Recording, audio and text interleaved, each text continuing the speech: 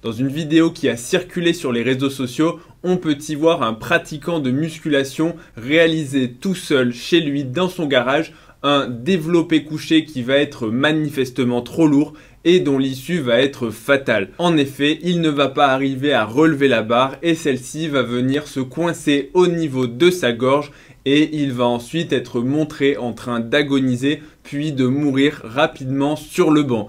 Et je décide de faire cette vidéo et possiblement, je ne sais pas encore si je mettrai les images, mais je pense que c'est une très bonne façon de sensibiliser. Je sais qu'il va y avoir des commentaires qui vont dire « Pourquoi est-ce que tu montres les images ?» Ça avait déjà été le cas dans la vidéo où on avait vu le powerlifter ou en tout cas le pratiquant de musculation qui était mort suite à un squat où il avait réalisé un maximum. La barre de squat lui avait littéralement décapité la nuque, alors pas littéralement, mais en tout cas elle lui avait brisé la nuque au niveau de la colonne vertébrale et l'avait tué sur le coup. Et je pense que ce sont de très bonnes vidéos afin de faire passer des messages. Parce que beaucoup trop souvent, on voit dans les salles de musculation ou bien chez des gens qui sont tout seuls dans leur garage, des mouvements qui sont réalisés sans aucune règle de sécurité. Et notamment pour le développé couché, la règle de sécurité principale, c'est de ne jamais se retrouver dans une situation où l'on peut être coincé sous la barre si on n'arrive pas à la remonter. Alors je sais, pour les personnes qui arrivent et qui ne pratiquent la musculation que depuis quelques mois, une barre chargée au maximum, ça peut représenter 60, 80, voire peut-être même 100 kg. Et il est peu probable que 100 kg puisse vous tuer, même si vous restez coincé dessous, puisqu'il existe des façons de se libérer des barres de musculation et des barres de développé couché quand on reste dessous. Mais dès que ça commence à être un petit peu plus lourd, quand on va parler de 140, 160 ou plus, eh bien les barres sur des mouvements qui sont réalisés à l'échec, c'est-à-dire le vrai échec quand on n'arrive même plus à relever la barre, ce genre de barres extrêmement lourdes peuvent avoir d'énormes conséquences et on a déjà vu des pratiquants de musculation se retrouver coincés et mourir. Je ne sais plus les statistiques exactes, mais je crois que chaque année, il y a de l'ordre de 10 personnes qui sont retrouvées mortes sous des barres de développé couché aux États-Unis. C'est-à-dire, c'est pas anecdotique, c'est pas une personne une fois tous les 10 ans. C'est quelque chose qui est malheureusement fréquent, surtout quand on considère que c'est évitable.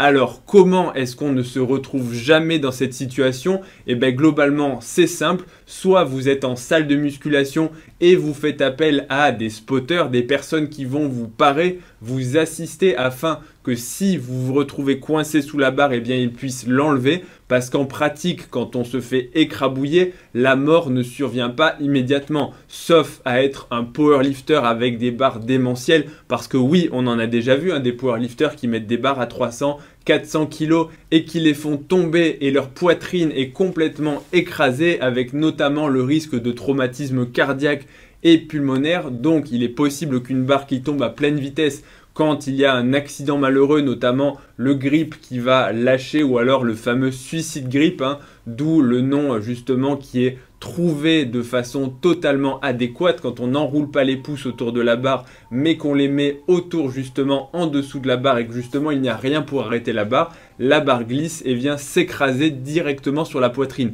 Et là pour le coup vous avez beau avoir des spotters, il n'y aura pas grand chose qui va freiner, notamment quand c'est une barre chargée à plus de 300 kg. Mais à part ces situations, en général qu'est-ce qui se passe? On essaie de remonter la barre, on est au début sous contrôle, on force un petit peu et puis progressivement on se rend compte que la barre ne monte pas et la barre va redescendre.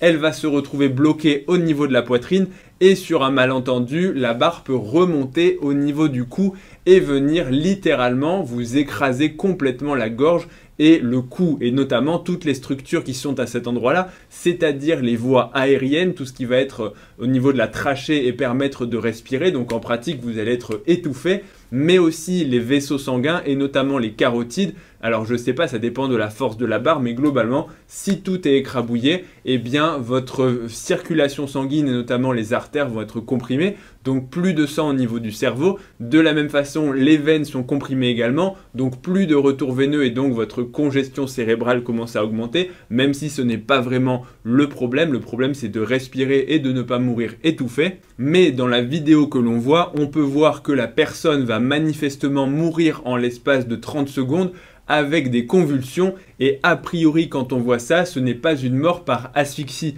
c'est-à-dire qu'il n'a, à mon sens, encore une fois je peux me tromper, mais il n'est pas mort privé d'oxygène, mais il est mort comprimé au niveau de ses carotides parce qu'il a très rapidement perdu connaissance.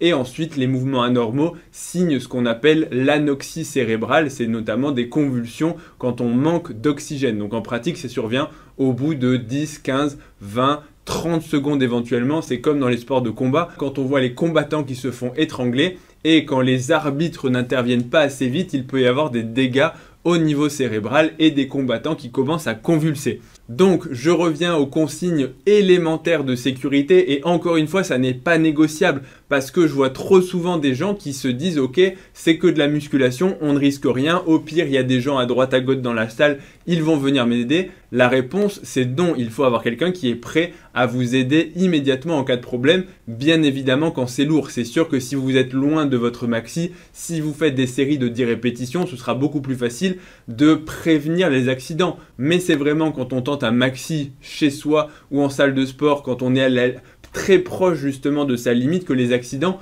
peuvent survenir. Donc on prévient des gens, on a des spotters et si vous êtes tout seul, vous mettez des barres de sécurité de façon à ce que la barre ne puisse pas venir vous écraser. Et si vous n'avez pas de barre de sécurité et si vous n'avez pas de spotter, vous ne faites pas de maxi. C'est aussi simple que ça. On pensait, et je suis toujours aussi choqué de voir ça, on pensait qu'après avoir vu la vidéo, encore une fois, de ce jeune pratiquant de musculation qui s'est fait briser la colonne vertébrale sur le squat max parce qu'il n'avait pas mis justement les barres de sécurité, que ça allait faire réfléchir les gens parce que la vidéo a fait des millions de vues, donc on peut penser que beaucoup de gens l'ont vu.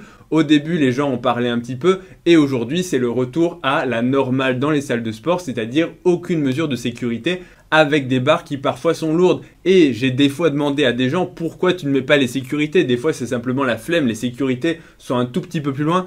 Ah non, mais t'inquiète, là là ça va, je me sens fort. Ou alors non, t'inquiète, je fais juste 5 répétitions. Ou alors là, non, en fait, dites-vous bien que l'accident par définition, il peut arriver quand on ne s'y attend pas. Et on pense parfois au fait qu'on manque de force, mais dites-vous bien que ce n'est pas la seule chose qui peut arriver. On a déjà vu des gens qui se fracturent, je ne sais pas si je retrouverai les vidéos, mais un pratiquant qui peut tout à fait se fracturer le bras ou se luxer l'épaule. Et dites-vous bien que si vous avez le bras fracturé ou l'épaule luxée, vous aurez beau avoir eu ce jour-là beaucoup de force, et bien la barre, elle va venir s'écraser sur votre poitrine. Et donc vous allez être dans de sérieux problèmes, même si effectivement vous étiez dans un bon jour, vous ne manquiez pas de force et c'est simplement l'accident bête et méchant, comme quand on trébuche, on ne le voit pas venir et les conséquences sont parfois graves.